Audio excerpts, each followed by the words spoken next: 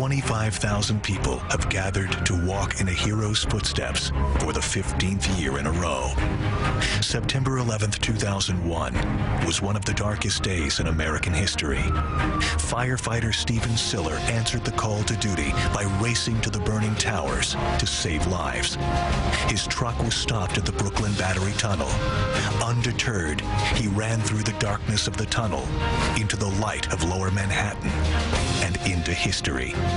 Stephen's symbolic of what so many people did that day. Stephen and 342 firefighters made the ultimate sacrifice. They helped rescue thousands and thousands of people, and they knew that they might not come home. The Tunnel to Towers Foundation has turned tragedy into triumph. Our goal as a foundation is to take sadness and bring some joy. Stephen Siller demonstrated the best in the human spirit on that fateful day.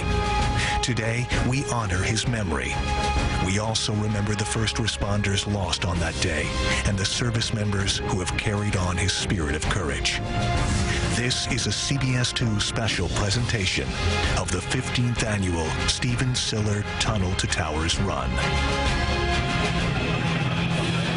And here we go. This is where it all begins. You're looking at the starting line where over 25,000 runners are about to follow in Stephen Siller's historic footsteps.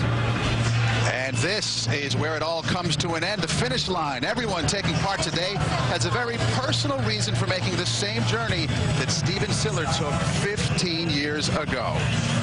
Good morning and welcome to the 15th annual Firefighter Stephen Siller Tunnel to Towers Run. I'm Mary Calvi. And I'm Chris Raggi. We are here in Brooklyn at the starting line where we will start the steps, the heroic steps of Stephen Siller back on 9/11. Chopper 2 is hovering over us. 25,000 runners are lined up and ready to start this race. And Mary, we're talking about record numbers today. It is a fantastic day for a great event, and we have a fantastic broadcast lined up as we retrace Stephen Siller's heroic steps back on 9/11 here for this 2016 broadcast. So many emotional moments as well. The foundation has done so much. Coming up, we'll have the story of how the foundation is helping the families of 5 Dallas police officers senselessly murdered. And we will also talk more about what the foundation has been up to. They do so much day in and day out. And we will, of course, give you the background on Stephen Siller's historic day back on 9/11 when he went through the Brooklyn Battery Tunnel at the time with 60 pounds of bunker gear strapped to his back. And we'll be joined on stage by America's Mayor, Rudy Giuliani. It's the moment everybody's been waiting for, the start of the race. We see Mayor Giuliani over there. He's practicing with the bullhorn as we speak. But now let's send it over to the finish line and join Maurice Dubois and Christine Johnson. Hi, guys. Hello, Chris and Mary. Great to see you both and great to see everyone else here today. Another year. It's going to be a great one. Celebratory atmosphere. Soon that crowd at the start line going to be here at the finish line. 25,000 runners today. We can't wait to greet them. Some of the early starters have come through already. The energy, you feel it every year, and this year is no exception. As we know, our war heroes come home from war, and they are in dire straits. They need, so many of them, somewhere to live, somewhere that's compatible with their injuries. You won't want to miss one veteran's entrance to the unveiling of his brand new smart home. That's what the foundation provides for him. I'm going to share that story for you coming up in just a bit. Also, we're located next to the One World Trade Center. That was the site of the 2nd annual Tower Climb fundraising event that featured a very emotional finish. We'll have that story as well. And we're going to be joined by the one and only Danny Rodriguez, the singing policeman. He sang at the Superman concert. It raised money for the family of Joseph Lem. Right now we want to go to the promenade, though. Another member of our crew here this morning, Alice Gaynor. She has a sense of what's going on there. Alice, good morning. Good morning. You certainly can't beat this weather. I have to say, I think I have the best view of the race route here. We are along the Hudson River, Lady Liberty in the distance over there. I'm going to be joined by a couple of guests this morning. We're going to have the chief of detectives for the NYPD. We've also got a local band playing for all the runners going by. And I'm going to be joined by the race director for the Semper Fi Marine Corps Charity 5K. Now, you may remember they were supposed to run their race in Seaside Park, New Jersey last weekend, but because of that pipe bomb, the race was canceled. They've been invited to participate today, so we're going to be catching up with them. A lot going on here, but first I want to send it on over to my colleague Lou Young. He's on the Manhattan side of the tunnel. Lou?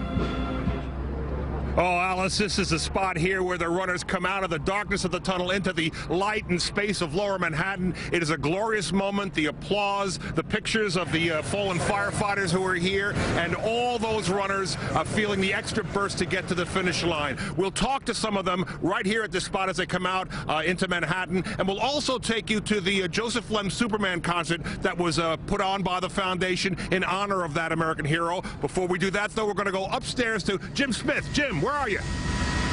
Lou, we are high above Richard Street, and from our unique perspective, we get a look as the thousands assemble along, making their way towards the starting line. Now, whether the people are racing against the clock or doing a slow walk, they are all here for the same reason, and we will have pictures high above the starting line as well as the finish line. Chris, Mary, over to you. All right, Jim, thanks so much. So many heroes to document here during this broadcast today. One of them who you've heard in the last couple of minutes, NYPD Detective Joseph Lem. His widow, Christine, joins us here today. Christine, thank you so much for taking the time. We've mentioned the Superman concert. Your husband was affectionately referred to as Superman because he was basically larger than life. What was that concert like for you? It was amazing. It meant the world to me. The Steven Siller Foundation, just paying tribute and honoring my Joe that way. It just was tremendous, and right to my heart knowing that he'll be remembered moving forward. We thank you so much for being here with us today. Our continued support for you and your family, Christine, but thank you so much. Your husband, truly a hero. Superman, of course. I'm joined by Cindy Ramos. Cindy, thank you so much. The sister of Detective Rafael Ramos, sentencedly murdered in 2014. The foundation has done so much for your brother's family, paying off the mortgage and giving $100,000 toward renovations. Tell me what this has meant for your family. It's, I'm not going to say a new beginning, but just knowing that that's not something that my sister-in-law and my nephews have to worry about makes me happy. Tunnel for Towers has been amazing, and they are family as well now. The house is just amazing. There's always something missing, which will always be my brother, but it's just great to be able to have something to smile about. And our sad faces are happy faces, and I have to say that they are amazing. I'm glad that they stand by us still today, and proud to call them family. Cindy, thank you for all you've done. You inspire us, and your family inspires us as well. Thank you. So many more emotional stories coming your way throughout the morning. But right now, let's get back to Maurice and Christine, joined by a singing sensation this morning. Singing policeman Daniel Rodriguez, in fact, so welcome. Thanks for joining us here today.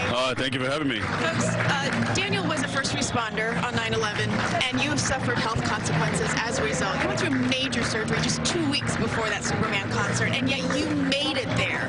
Well, you know, that's the resilience of what we are and who we are. You know, I actually went under the knife and had a major operation, and the doctors thought that I should have succumbed to my illness, but they sewed me up, and actually I think they tightened things up a little bit because it's like,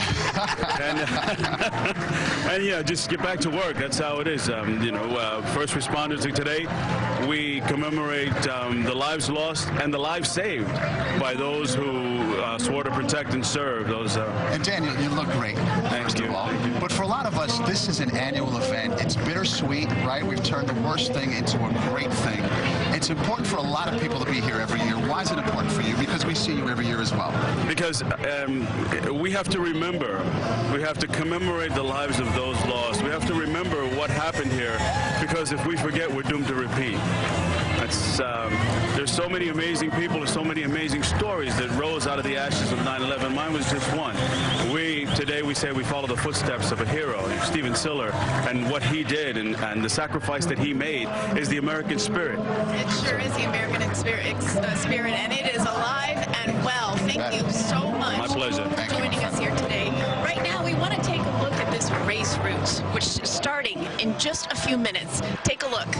Of the Brooklyn Battery Tunnel, and when the runners head into the tunnel, they will race for almost 2 miles before they emerge on the Manhattan side. The runners then head north on West Street, where they will make a left on Liberty to enter Battery Park City, where they will run along the Esplanade before taking a right on Warren. Runners then turn south onto West Street toward the World Trade Center site for the final stretch to the finish line. And we are mere moments away from the start of the big race. Let's send it back to the starting line. Yes, Chris and Mary, take it away, guys. Maurice and Christine, thank you so much. It has been an emotional start to this day. Mary, there are so many stories here today. We were here earlier when the critically injured service members began their race. We spoke with Rob Jones, a double amputee. He finished the tower climb this year. He's running this morning, and he's also now been promised a brand new smart home. We had a chance to speak with him before he began his race earlier today. This is a race I've always wanted to do ever since I heard about it, and I'm just happy that today the timing worked out that I could come up. You've successfully climbed to the top of the tower climb. You're going to successfully complete this race today. I know you're up for a smart home as well. How excited are you about being able to regain that independence and have a place which is basically catered to all of your needs? Yeah, everywhere I've lived so far has never been totally perfect for me. Yeah. And I'm really looking forward to having a house that I will have no complaints about, and it'll just be everything that I want it to be. And that is the great thing, Mary, about this race. So much money raised for people like Rob Jones who need these smart homes. They need so many other services. It was such an honor to talk with him this morning. And that, again, is just what this race is all about. What this race is also about? All those people, over 25,000 behind us. We are going to start this race with America's Mayor Rudy Giuliani coming up right after this. And, of course, we will also document the foundation, what they have been up to over the last year since our last broadcast. And, of course, document Stephen's story from back on 9/11, his heroic steps through the Brooklyn Battery Tunnel. And I'll take a look back at what the foundation has done for the families of 5 Dallas officers who were murdered in July. That story and so much more when we return with the 15th annual Tunnel to Towers run.